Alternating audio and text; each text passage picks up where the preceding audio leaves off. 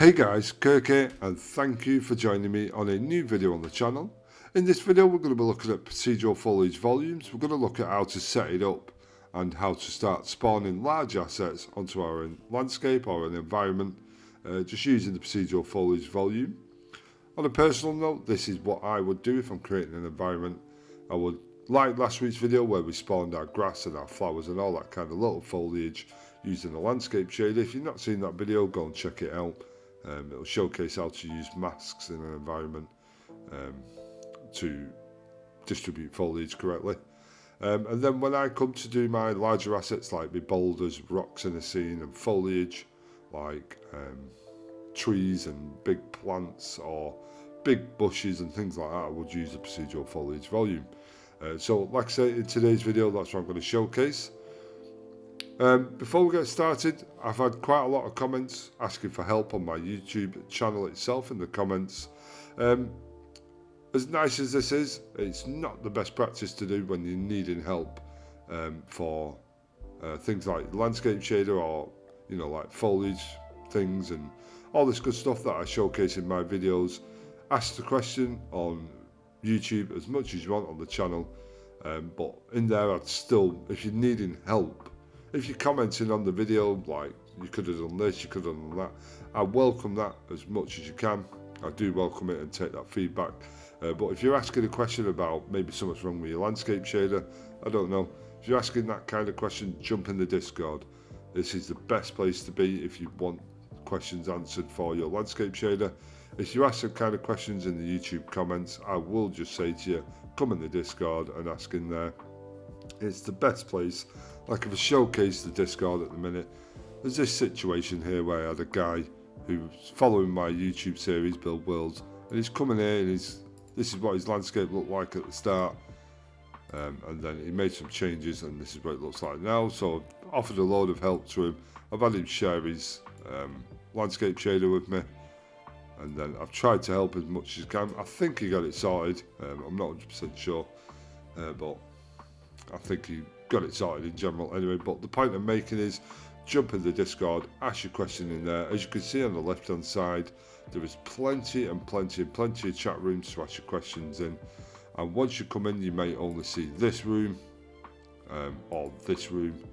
I would recommend just coming to the bottom here, just ticking that little green tick there. Once you tick that little green tick, it'll all open up to you. All the Discord will open up to you on that little green tick. Then you can come to your roles and select whichever roles are relevant to what you're doing.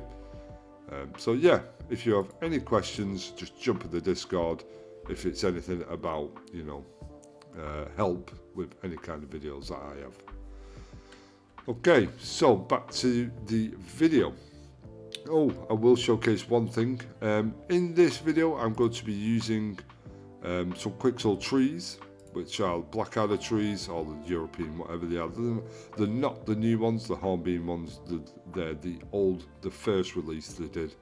That's the trees I'm going to be using. If you want to use the same trees, just come to your Epic launcher, come to the marketplace and look for free. The Megascans, click on Megascans, and it's these ones. These are the ones I'm using, the European blackadder trees. Like so, it says early access, but I think they're quite good at the minute. You don't need to worry about early access. But they're the ones I'm using. You obviously have the hornbeam ones, which are the most recent ones they've released, which are just as good. Okay, so now we're coming back to the video. Right, so as you can see, we're not in the usual build world scene. This is solely for performance reasons when testing out procedural foliage and things like that. If you're doing it in a fully built world, it will slow your machine down. No matter how powerful your machine is, it will slow it down. So it's always good to test things like your volumes and things like that in a new map. And don't forget, once you do create your volume in here and you created all your folders and all this good stuff and all your files that you're going to need for procedural foliage volumes, you can just carry them over into your fully built world dead easily, which is great. Okay, now actually onto the video.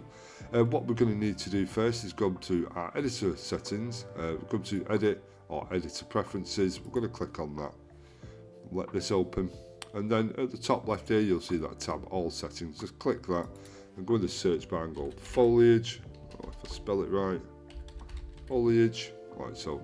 We've got procedural foliage here, just go ahead and tick that. I'm not 100% if you have to restart or not, I can't remember. Once you tick this in your editor preferences and you save it, this is sealed within the engine itself, so you shouldn't have to do it for every single project. But go ahead, pause the video, tick that and restart it if you have to. If you don't, that's a bonus. So yeah, let's carry on. And now with that enabled, we could come to, I'm going to use the build world folder that I've got here. I've already got a foliage tab here, folder from last week's video where we spawned all the grass onto our landscape. I'm going to right click in here, new folder, I'm going to call this foliage volume, like so, dead easy. Now I'm going to double click on that and I'm going to right click inside that new folder. I'm going to go up to foliage and you'll see you have a procedural foliage spawner here. We're going to click that. I'm going to call this PFS for procedural foliage spawner and then trees. And now we've got our procedural foliage spawner, which is great. We could just double click that and open it. Throughout this video I am not going to go through every single setting and explain what it's going to do, otherwise the video will be extremely long and I don't think you guys want to watch a video that's like 3 hours long. So I'm going to prioritise settings that I would generally use within procedural foliage. Let me just go ahead and save that because it's a new map. So I'm not going to, like I say, showcase every single option. I will just prioritise options that I would use if I'm using for trees and all this good stuff. But by the end of the video you should have a good understanding of how it works. In this particular spawner file I would probably use random seed, not as much as any other option, but if I wanted a little bit more variation in the spawnage and the trees, I would probably look at it between 35 and 45 for this, just test it out yourself. The main one we want is the foliage types. If we go ahead and click that plus button, and now we've got our foliage type there. We'll get back to this a bit later on, so we'll go ahead and close this window. We're going to come to the top left, this little plus icon here, and we'll come down to volumes and just hover your mouse over volumes. You don't have to click it, you'll see it all automatically open this. And then what I like to do is just start typing foliage, and you'll see it like a kind of temporary search bar up here. You've got two options there. You've got procedural foliage, a blocking volume, and a procedural foliage volume. The blocking volume I'll showcase a bit later on in the video. The procedural foliage volume, we're going to click and hold, and you can see you get a little outline here of that box. You can just go ahead and place it anywhere you want in the scene. And now we've got our foliage volume in here. You may not see it, so what I can do is come to unlit, like so, and you should be able to see it now. If I had it selected, you would. There you go. Now you can see the volume itself.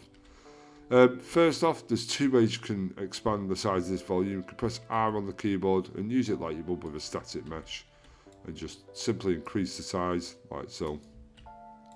Or you could come to the details panel when your foliage volume is selected, and you'll see here we've got our brush settings. Just click on that and you've got the X, Y and Z settings here. So I'm just going to increase the Z settings and move it up like this, and just make it so I can fit it within our scene. So I'm going to make it a little bit bigger now so it encompasses a large area, like so, and then there we go. Now the reason I've done it like this is so I need the top of the volume just to be over the hill there. If I just increase this, like so, and then I'll press R on the keyboard and just increase that size. Now with the foliage volume, you don't have to encompass your whole tree. If you're using trees that are obviously quite large in height, so long as the volume is encompassing the bottom of your asset and the landscape, then you should be fine with that. So you don't have to make these big massive gigantic volumes for your trees so it adds your whole tree in it. You really don't. Just the bottom of the tree and the landscape needs to be encompassed by the volume, which is great. Okay, so now we've set up our volume on the scene, we need to add our spawner. And the way we could do that is in our foliage volume. As you can see here, you've got your brush settings. Like I said, I'm just going to go over the briefly of settings you would need. You can change the brush type here to whatever you want in there, but I'd recommend just leave it as a box anyway. We're going to come to procedural foliage. You can see here it's asking for a foliage spawner. and this is the one we created earlier. So I'll come to the content drawer. You'll see I've got PFS trees, which is our foliage spawner. Go back to the details tab and just click the little arrow with your spawner selected in the content drawer. If you've not done that, and just drag the spawner into the foliage spawner bit here. Okay, so now you can see the main options here are already enabled. We've got allow landscape. This means you're allowing the volume to use the landscape. You're allowing the volume to use BSP brushes, which are the geometry brushes, and you're also allowing static meshes. Allowing translucent, you can do that if you want. Allow foliage, I'd leave that off if you're using foliage in your volume. That just means you can spawn foliage on top of foliage and it will look stupid, trust me. So leave that unchecked. And debug tiles, you can do that if you want. That's completely up to you. Just test it out. But yeah, that should be it now with the procedural foliage volume. Now we've got our spawner in there, we need something to put in here. Like we did before, we've got a foliage type object. So let's go ahead and create one of them. I'm going to right click in here in my foliage volume folder. I'm going to right click in there, go to foliage, and you need the static mesh foliage here. So I could, static mesh foliage, or SMF. And I could say tree 1. If I do that, now I've got one type of tree.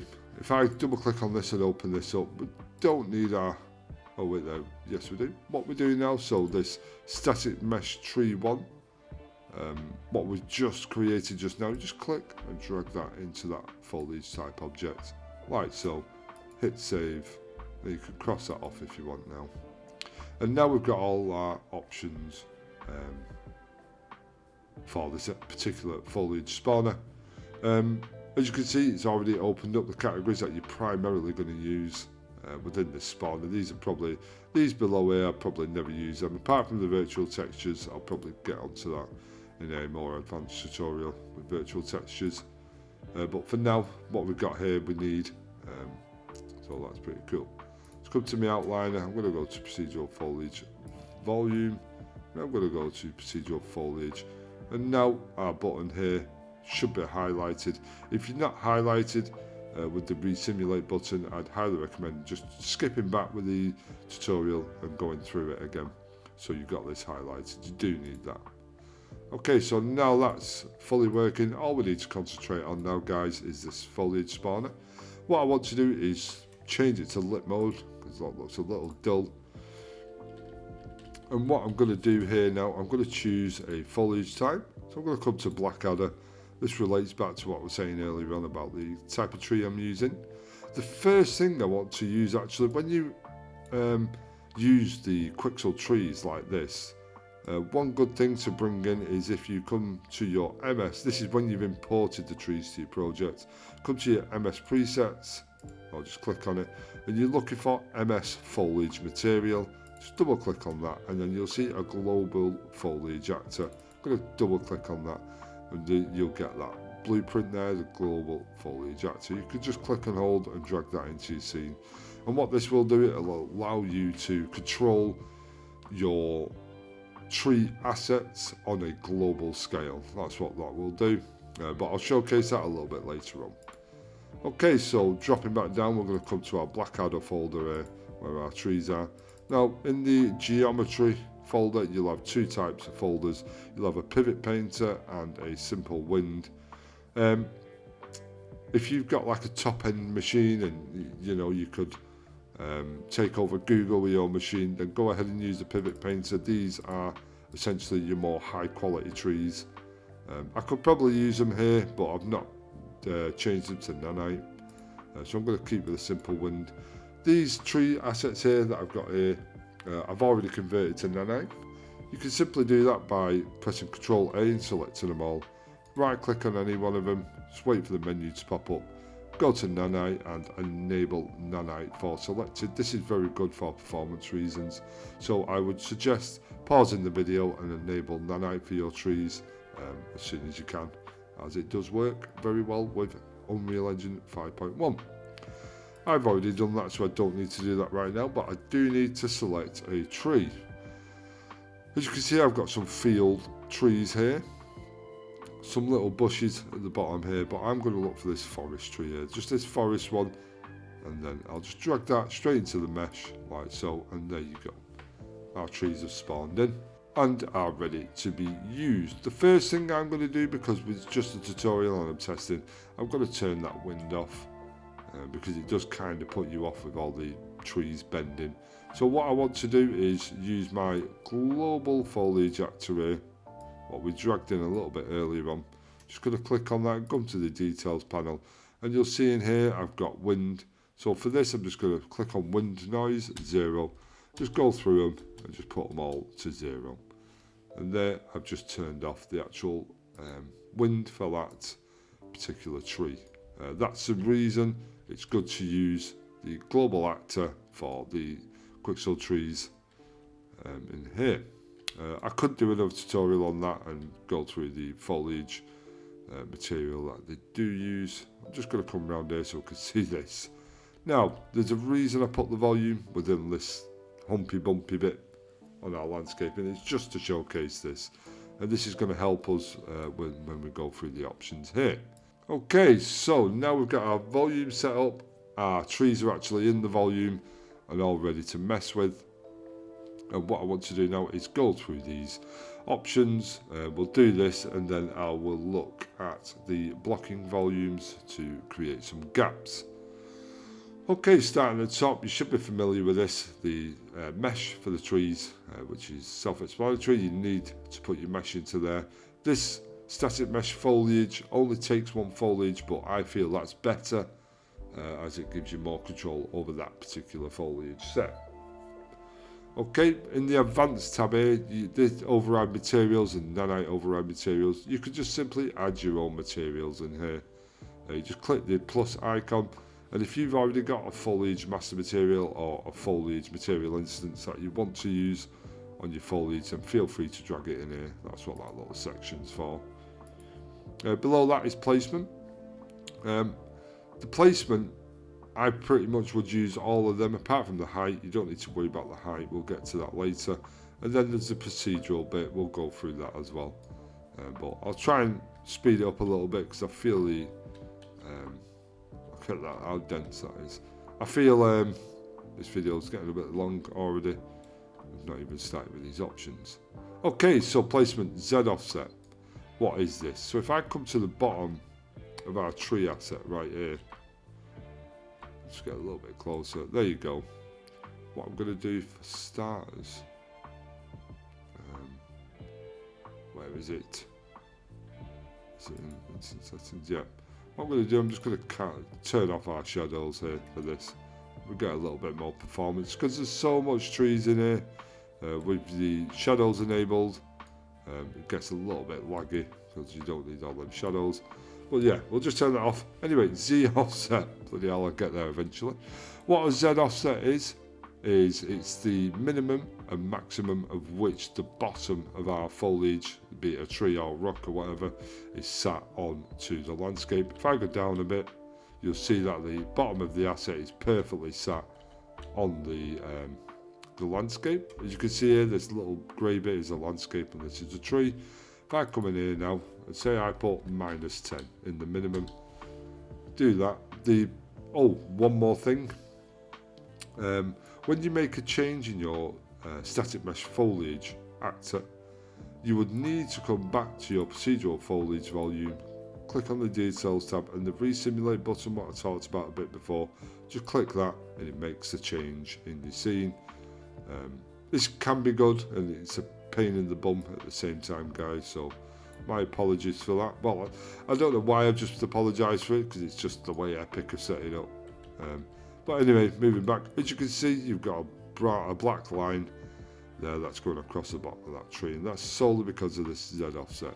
What I tend to have it is -5, a maximum of 5, and it'll just give it a random offset for how much under the landscape this tree is. So if I come details, resimulate, you'll see a lot of the trees will come above the landscape and a lot of them will be under. So you're averaging out the Z offsets of the bottom of your asset, either under the landscape or above it. Just creates that little bit of randomization. Okay, so I'm trying to work. I'll just put this over here. Yeah, I know it's a bit on the wrong side. It is for me because I'm right-handed, but it's just the way, because I've got to click open and get resimulate and blah blah blah. Anyway, moving on. So we've done the Z offset. Align to normal, self-explanatory. It's been using Unreal Engine for a while, but if not, what this means is the bottom of the tree is going to try and align to the normal of the landscape. And this is what you're seeing here with these trees here. This is simply because they're aligning to the normals. Now, you could uncheck this, go to your details panel and resimulate, and you'll see all the trees are now upright, which is great. You can do that, but I would advise to leave align to normals on. This just keeps the placement very good within the landscape, on your landscape and in the volume. The way we can get rid of this, if I resimulate one more time, you'll see we've got a lot of bending where it's aligning to the actual normals. The way we can sort this out, keeping the align to normals enabled, is using the align max angle, and you can see it's set to 0. If I come in here and put 0.3, oh wait there, just a 1, just do that, and then come to your details tab and resimulate. You'll see all the trees go vertical again, but your assets are still aligned to the normals, so it's always good to use that. And just put align to max angle. I mean, you could come in here and put a 0.5 if you want, and it just averages it all out. If I resimulate again, you'll still get the same effect, but they're just bending in different ways, creating that bit of random chaoticness within the trees. So as you can see, now we've got our trees all set up in this procedural foliage volume, and now they're standing upright correctly. Below this you have a random yaw. You want to keep this enabled. What this is doing is essentially saying it's rotating the tree randomly. So if I uncheck that and click simulate, you'll see all the trees are now facing the camera the correct way, and it does look a little bit samey. As you can see, we're getting a little stump out of each tree, and this random yaw here just rotates the tree randomly on placement, so I'd recommend keeping that on, and now it doesn't all look the same. Random pitch angle, I can't remember what this does actually. If I just hit 1 on there and then just resimulate, yeah, so the random pitch angle, what it's doing is creating a little bit of randomness in the upright pitch of the tree. So what do I mean by that? It can be quite hard to explain. So shapes, I'll get a cylinder in here, do this, and I shall just make this ever so smaller, like so, and make it that big. So imagine this is a little bit too big. So we'll imagine this is one of these tree trunks, and the random pitch angle will make it. Oh, it's angled. Oh, bear with me. My machine's stuttering a little bit. Oh, there, we got it back. I'm sorry if that broke up the vocals. So now, like I said, the random pitch angle, what this is essentially doing, imagine this is your tree stump, and it'll place another one, but that'll be slightly rotated like that. And then another one will be slightly rotated like this. And what it's doing is just creating a bit of randomness. As you can see there with the trees, they look okay, they look fine, but it's just offsetting the uprightness of it, just ever so slightly. Obviously it doesn't look like it with these white cylinders. That's because I have the rotation enabled there. So that's essentially what that random pitch angle is doing. What I tend to do is have this on 0.3 just to create that little bit of randomization in there. So click on our procedural foliage, details panel, and resimulate. It just creates that little bit of randomness in there. So ground slope angle. This is probably, as an environmental artist, this is probably one of your most important settings. And what this does is, as you can see here, we've got trees that are funnily spawning here. I've never been into nature and seen trees like this spawning on the side of cliff faces, and this is what this does. So essentially with this, we're allowing these trees to spawn within a flat surface, which is 0, and a 45-degree angle, which could be a lot steeper than this. As you can see, this is probably a little bit more over 45 degrees, that's why there's no trees there. But as you can see, these are spawning on this hill, and that's why I've got this little hill here. What we can do is just reduce this from 45. So let's go to 35 and see what happens here. Come to the details panel and resimulate, and you'll see now these trees are now starting to pop off because of the actual angle they're on. The normal settings, what I would tend to have it on with this, is probably about 20, 15, 20. We'll try 20. We'll come to the details panel and resimulate. And what this does is just exposes where the trees are spawning on such sharp angles, and it just stops that happening. So now we've got no spawnage of trees on them sharp angles, like so. That's quite important to remember that. This height, this is just the height of the world. If you set these both to 0, then no trees would spawn. This is just using the height of your world. You could just leave that at default. These two settings, the min and max, is just encompassing the whole world. You could, like I say, just leave that. So here, in the Advanced tab, we have inclusion landscape layers and exclusion landscape layers. So essentially what these are if we come right click here, materials, and you get material layers here. This essentially, I've never showcased material layers on this YouTube channel before. It's very rare that I use them. It's simply because I don't like them. It is a lot quicker to do landscape materials with that, but you have such less control using this. It can look nicer, but the point I'm making is it's not my kind of vibe to use landscape layers in a landscape material. There is just too many errors when you're trying to communicate between multiple material layers within your landscape. So I don't really use them very much, but if you are using them and you've got landscape layers, you can just include your landscape layer name in there, and then essentially what it's saying is it will spawn these trees on that particular landscape layer if it's present on the landscape shader, or you can exclude particular layers as well. That's all that is. But I rarely use them. I'm not sure you'll see tutorials on my channel with them, but then again I may do, I don't know yet. Okay, moving on. So we have a density fall off. All this is meaning is the rate at which the fall off happens on the edge of the volume. If I'm being honest guys, I'd never use this. I just leave it. I never use it. Okay, so moving on to the final part of these static mesh foliage types.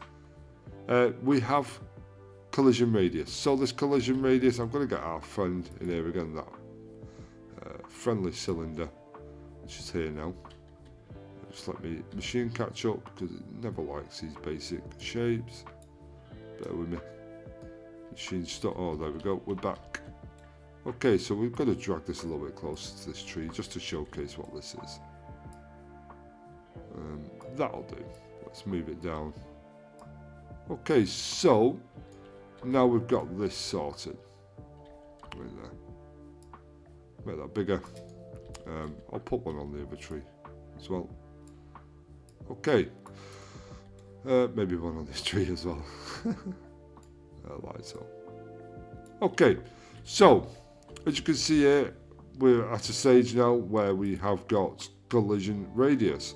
So imagine these white circle things on the trees, these cylinders, what I've made with my extremely good skills. Imagine these are representing the collision radius of each tree. The more I increase this number, then the more the size of the then the more, I can't get this right, the more I increase the collision radius, the more the size of the collision radius increases, like that. And once these collision radius start up overlapping, then they'll just mark out the other trees so they don't spawn. The best way to show this is just by increasing this, collision radius here. So at the minute, what is going on in the background here? I keep getting freezes. So much going on in the background. So here, if I set this to 150, then come to my details tab, find the procedural foliage volume, and just resimulate. You'll see some of the trees have disappeared now. The shade radius, I would normally follow up with a 125.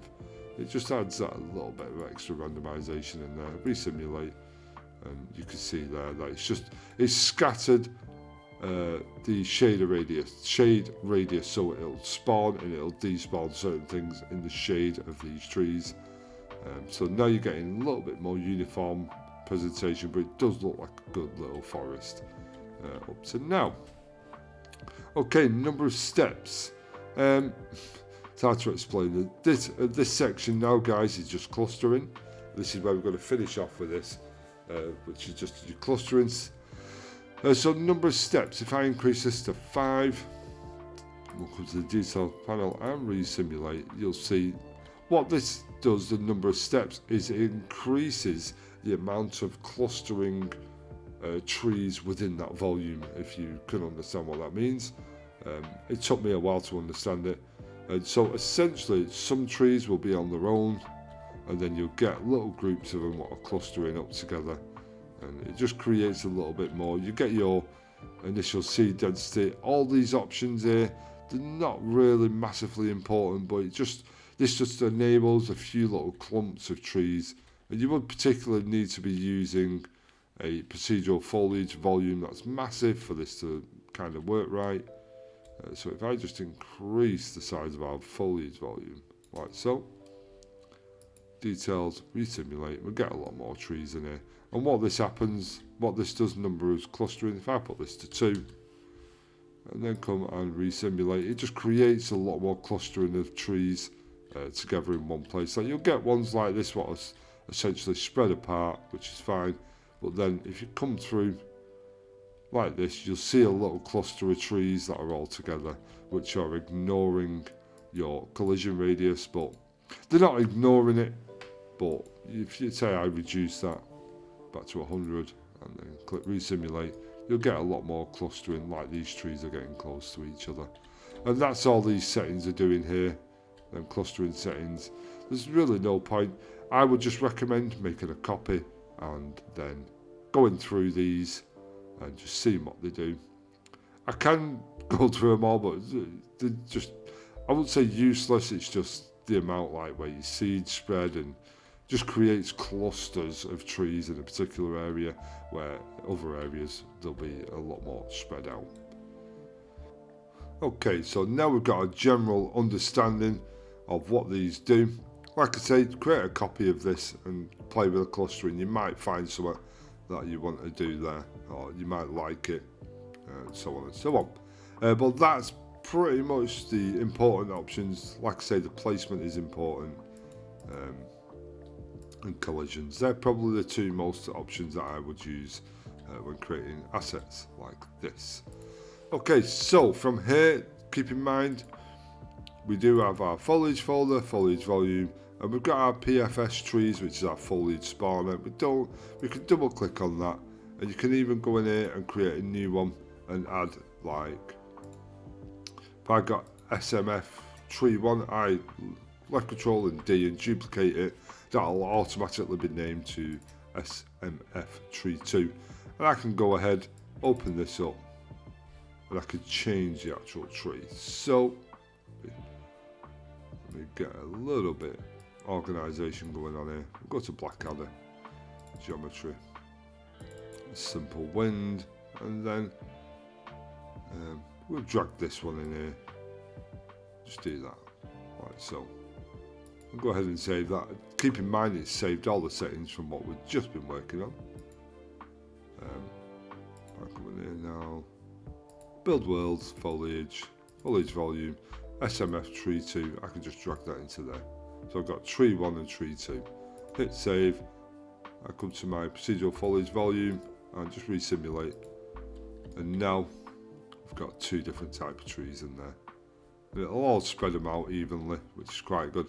Obviously, you may want to come through SMF tree 2 and just go through some settings in here, which will generally make them a little bit bigger and plant them a little bit well.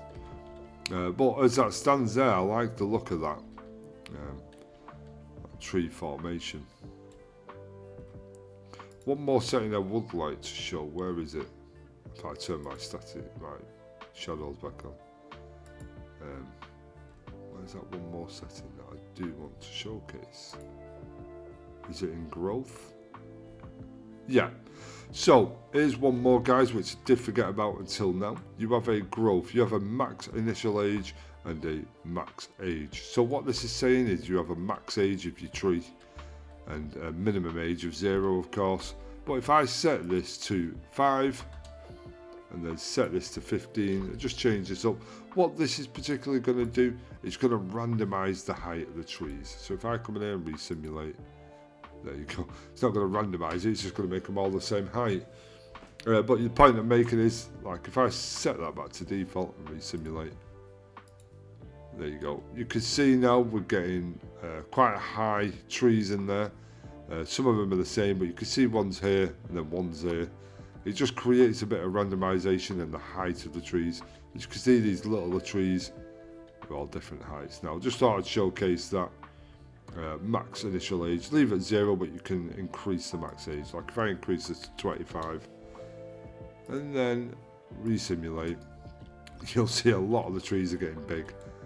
Some big ones up here, then some middle ones and some lower ones here, like so. Let's go to, let's open this one, number 1. I'll open this one. So growth, and then set this to 25. This should even it all out. Yeah, and now as you can see, let's reduce that one. We'll reduce this to 5. We'll come in here and reduce this one to 5.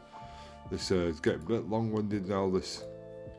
There you go. Now we're getting a lot of randomization in our forest size. Like so. So the lower the value of the max age, then the more random the spawnage of big trees are. But as you can see now, there's a lot of power that can be held in these procedural foliage volumes, and it's just up to you to do that kind of thing. I'm just going to set it back to default, because I did kind of like it the way it was before. There you go. What about the other volume? Let's set that back to default. Resimulate, and there we go. Okay, so that is that for not the tutorial, just for procedural foliage volumes. I just want to go over quickly about procedural foliage blocking volumes. They're really quick and easy to use. Come to your volume again, select foliage, and then procedural foliage blocking volumes. We'll just drag that in here. You can see it's right there now. If we go in unlit mode, you'll see the blocking volume is there. With the blocking volume, you just want to, what this is essentially going to do, it's going to block the spawning of any foliage inside this volume, if you know what I mean. So if I drag this through here, I'll make it a little bit wider so we can clearly see what is going on. If I raise this up, make it a little bit bigger. Okay, so long as it's inside that volume, you should be fine. And I'll do this now. Let's do that, and we'll rotate it a little bit. I'm going to duplicate this blocking volume. These blocking volumes are very cheap to use, so don't be worried about using them. And then we'll just extend that so it comes out both ends. There you go. All you need to do now is just place your blocking volume like that, wherever you want them to be, and then choose your procedural foliage volume and just hit resimulate. As you can see there, it blocks a lot of them foliage types from growing in that area. Like I can really extend that out. So I'll do this one, so I make it a lot wider. Come back to the procedural foliage volume and resimulate. You can see there, it's getting rid of a lot of that stuff, that foliage in there. So yeah, hopefully that has helped you in your quest with procedural foliage volumes. If it has done, then leave a like on the video, subscribe to the channel, as I have lots of plans for this channel, and don't forget, if you have any questions, go into Discord, and I'll see you in the next video. Thank you.